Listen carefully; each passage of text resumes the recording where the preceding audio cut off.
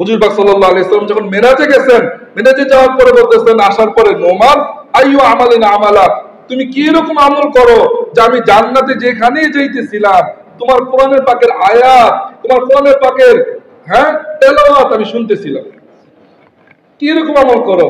ইয়া রাসূলুল্লাহ, আমল আমার এরকম নাই, কিন্তু আমার মা আমার উপরে খুশি আছে, আমার মা আমার উপরে খুশি, এতটুকু আমার আমল, আর কোনো আমল নাই। যে মা খুশি থাকার কারণে জান্নাতে আল্লাহ রাসূল তার কোরআনের পাকের তেলাওয়াতের আওয়াজ শুনছে, দুনিয়াতে পড়তো, আল্লাহ তাআলা জান্নাতে সকলকে শুনাইতেন।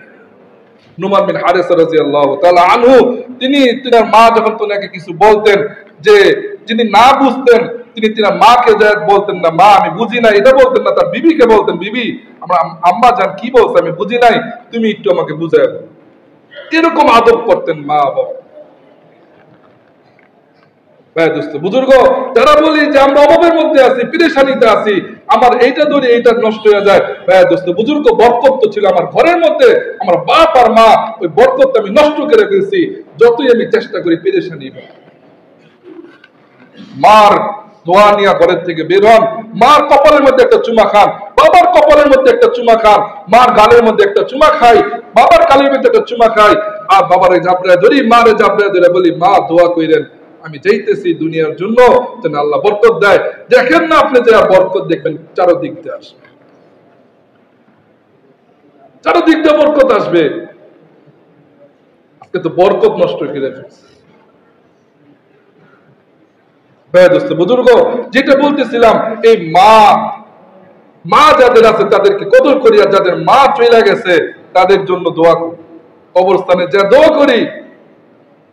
প্রত্যেক শুক্রবারে তো তাকায় থাকে আপনার আমার দিকে, যে আমার ছেলে মনে আজকে আসবে, আমার ছেলের তো আমি প্রত্যেক শুক্রবারে আমি আলাদা করে কিছু রাইন্দা পাক করে খাওয়াইতাম। শুক্রবার আসলে বাবাও বলতো যে আমার বাজানদের সাথে আজকে থাকবো, আজকে বিশেষ কিছু একটু খাওয়াতে হবে, বাবাও তো আমার জন্য স্পেশাল কিছু রাইন্দা বাজার থেকে বাজার করে নিয়ে আসতো, বাবা স্পেশাল কিছু রান্না আমার জন্য উঠায় রাখতো, আমার বাজান খাবে।